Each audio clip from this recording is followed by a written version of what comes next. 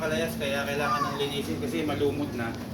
Eh ako nadudulas na, paano pa yung iba, di ba? Kaya kailangan na linisin. Sobrang lumot na oh. Saan ikaw galing? Sabi mo shampoo. Ay, hindi yan shampoo. Oo. Niloloko mo si daddy. Bakit baka madulas ka? Ibabrush si daddy, ibabrush.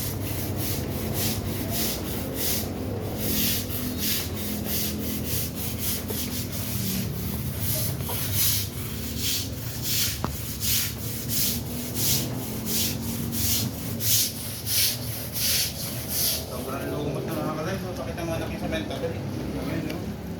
Sobrang lumot na. Oh. Ayan, oh. So, kailangan brushin eh. Kasi nadudulas na. Baka madulas ng aking mga chikiting. Sobrang lumot na, oh. Kaya kailangan na nating linisin.